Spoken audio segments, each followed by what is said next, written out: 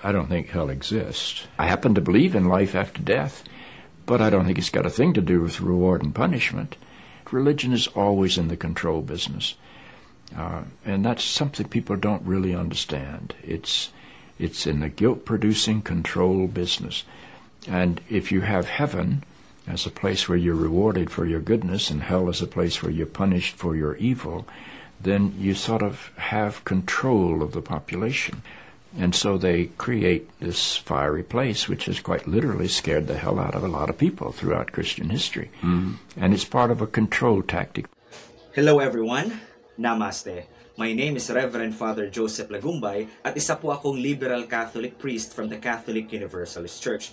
Now today, pag-uusapan po natin, totoo nga ba ang eternal hell? But before that, intro.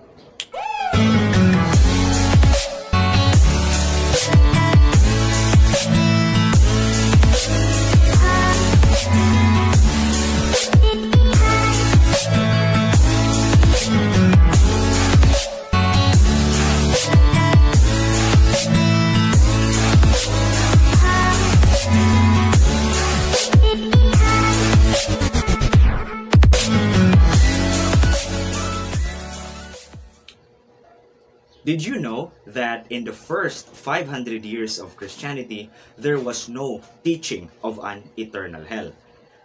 Perhaps 50% of the Christians during that time, they believe that because of the death of our Lord and Master Jesus on the cross, all our sins will be forgiven if we will be only repentant and we will focus on changing ourselves, and thus we will go to heaven.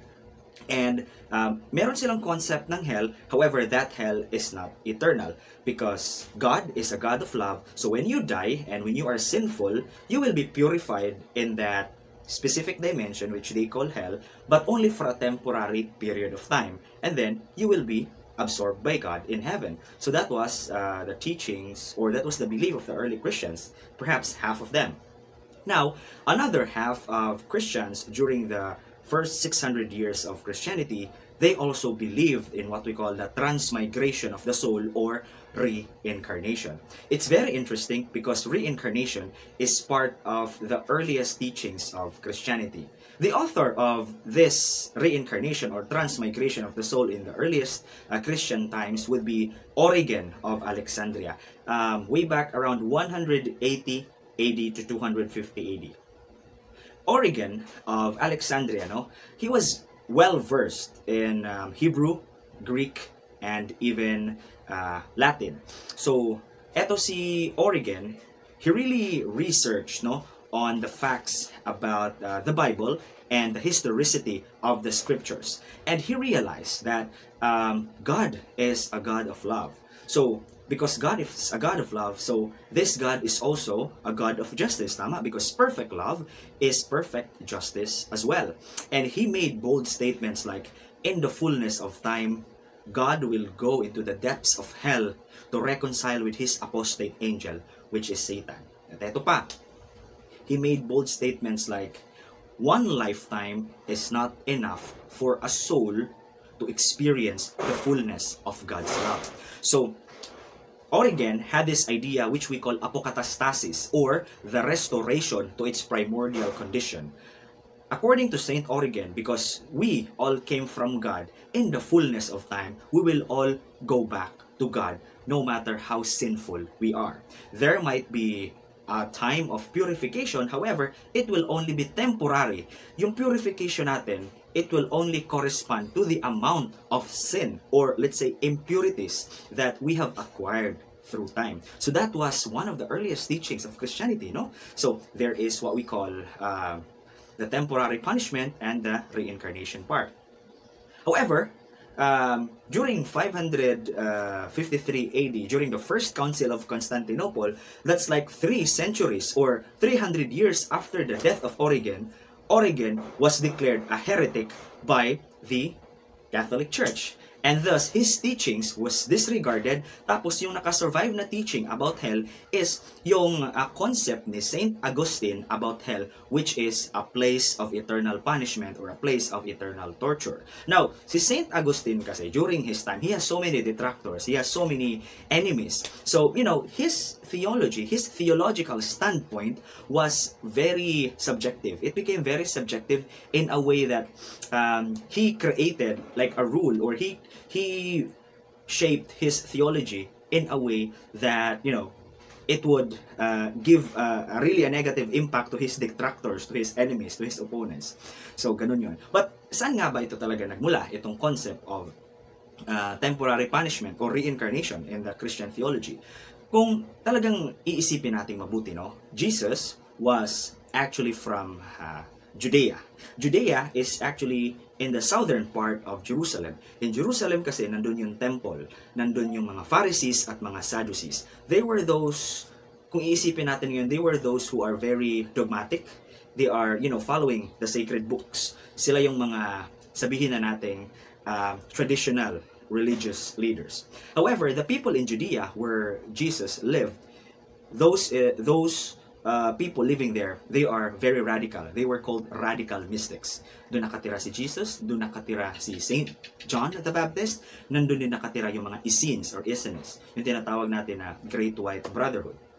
Doon kasi sa Judea, malaki ang influence ng tinatawag nating Kabbalah or the ancient form of Jewish mysticism. Akala kasi natin na during the ancient times, Judaism or the Hebrews have one unified religion. Actually, no. Iba-iba yung mga belief systems nila. May naniniwala kay Yahweh, may naniniwala sa Elohim, may mga temple worshippers dun sa Jerusalem. Ito namang sa Judea, they don't worship in temples. They just worship in their house, in their own houses. The breaking of the bread, dun sa kanila nanggaling yon. So, the radical mystics in Judea, they are very influenced by what we call Kabbalah. And according to the Gospel of Thomas, kung hihimayin natin mabuti yung Gospel of Thomas, kung saan may makikita tayong mga authentic sayings ng ating Lord and Master Jesus Christ, nasa Gospel of Thomas, makikita natin na Jesus is very, very Kabbalistic. He is actually teaching of, ascension, of reincarnation, transmigration of the soul, the evolution of the soul. Because in Kabbalah kasi, they have this concept what we call Gilgulum or transmigration of the soul. Ito yung equivalent sa Buddhist teaching na reincarnation sa Kabbalah is Gilgulum. So Gilgul. Because there is a specific period of purification for a person's soul before it goes back to the Creator, or let's say to the source, to God, to the highest God. Now, etong teachings na to, nakasurvive ito after the death of our Lord and Master Jesus. It survived in the Jewish communities after the death of our Lord and Master Jesus. Etong mga Jewish Christians, they have preserved this what we call the Kabbalistic teachings of Jesus. However, eto si Apostle Paul naman. Si Paul was not part of the original 12 disciples of Jesus. So he just took the teachings of Jesus coming from the first or original apostles of Jesus. Paul was trained by the original apostles of Jesus because, Paul had a change of heart when he was going to Damascus. Nabulag siya because he saw the risen Jesus. Instead of him persecuting the followers of Jesus, he was converted and he became a faithful follower of our Lord and Master Jesus. Tapos, he was trained by the original apostles, and then when he took the teachings of Jesus coming from Judea into Rome or Greece or wherever he went, makikita natin na parang nagbago yung teachings ni Jesus. So, instead of, being very Kabbalistic, yung teachings ni Paul is iba. He said that, the death of Jesus on the cross is actually the one that redeemed us from sin. Now, there are also other biblical scholars that are saying that actually Paul understood the teachings of Jesus. It's just that nung pumunta siya ng Greece or pumunta siya ng Rome or kung saan man siya pumunta, he tried to tone down the teachings of our Lord and Master Jesus. So meron siyang tinatawag na outer disciples and meron siyang inner disciples. Kasi di ba, according sa Bible, give to those who are ready of higher spiritual teachings, give them the meat, parang ganon. Tapos for those who are not yet ready in the higher spiritual teachings, then give them the milk. So parang ganon yung ginawa ni Paul. Unfortunately, yung nag-survive is yung outer teachings lang ni Paul, yung milk, no? Yung the death of our Lord and Master Jesus is the one that saved us from sin, and if you believe in Him to be your Lord and Savior, you will be saved, you'll go to heaven. However, the inner disciples of Paul understood this, and these inner disciples of Paul, it evolved into what we call now as Gnosticism.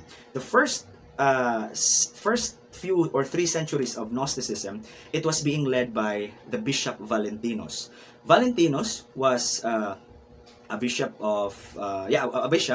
and he was supposed to be the next pope. However, because he was a Gnostic, he was not elected as the pope. So, si Valentinus, he was a Gnostic. He was a very, very prominent Gnostic. But during that time na wala pang Gnosticism, they were just called Christians. Yung Gnosticism kasi yung Gnostic modern term na yan. But during the time of Valentinus, he also has the teachings of reincarnation. Because Valentinus pala was a student of Theodus. And Theodus is a student or an inner disciple of Paul. So kung iisipin natin maigi, Paul understood the Kabbalistic teachings of Jesus na ipasa niya kay Theodus. Si Theodus naman naipasa niya kay Valentinus. Si Valentinus naman naipasa niya sa kanyang mga descendants or sa kanyang mga disciples. It was said that Valentinus might have known Origen because they were most likely born in the same era, or perhaps one or few of the students of Valentinus were contemporary with Origen. So parang there was an exchange of theological ideas, an exchange of teachings, parang ganon. That's why Origen, one of our earliest church father, have created the treatise which he calls Apokatastasis, or the restoration to the primordial condition, which is very similar to the Kabbalistic concept of Gilgulum or reincarnation. Ngayon, I will show you a clip of Bishop Shelby Spong, a bishop in the independent Catholic tradition, and he says something about hell. So pakinggan yung mabuti, and I hope na may matutunan kayo. Watch this. I don't think hell exists. I happen to believe in life after death, but I don't think it's got a thing to do with reward and punishment. Religion is always in the control business, and that's something people don't really understand. It's in the guilt-producing control business. And if you have heaven as a place where you're rewarded for your goodness and hell as a place where you're punished for your evil, then you sort of have control of the population. And so they create this fiery place, which has quite literally scared the hell out of a lot of people throughout Christian history. Mm. And it's part of a control tactic. Wait a minute. What do you make of the theology, which is quite prominent these days in America, which is that there is one guaranteed way not to go to hell, and that is to accept Jesus as your personal Savior? Yeah, I grew up in that tradition. Every church I know claims that we are the true church. And they have some ultimate authority. We have the infallible Pope. We have the inerrant Bible. The idea that the truth of God can be bound in any human system, by any human creed, by any human book, is almost beyond imagination for me. I mean, God is not a Christian. God is not a Jew or a Muslim or a Hindu or a Buddhist.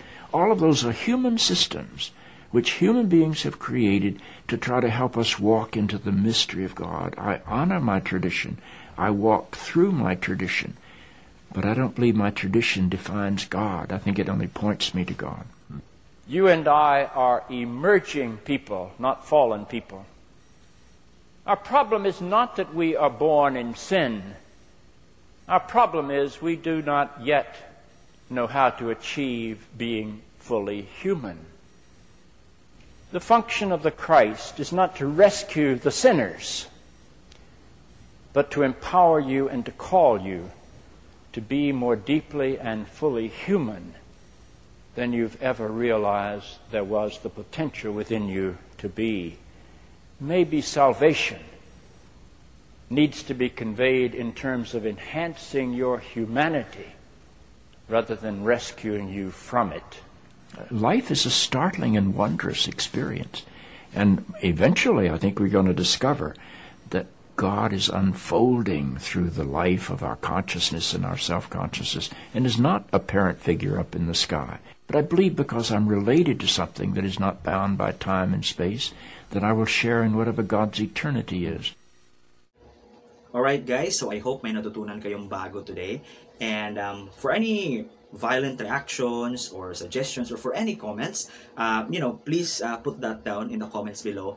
Para at least, alam ko, we will have an interaction and masagot ko din yung mga katanungan nyo. Alright? And also, if this is your first time watching, pakihit na po yung like button, tapos pakiclick na rin yung subscribe, tapos ring the notification bell so that when I upload videos like this in the future, isa ka po sa unang-unang makakakita nito. Alright, so I hope that's clear and thank you so much for watching. This has been Reverend Father Joseph Lagumbay saying Namaste.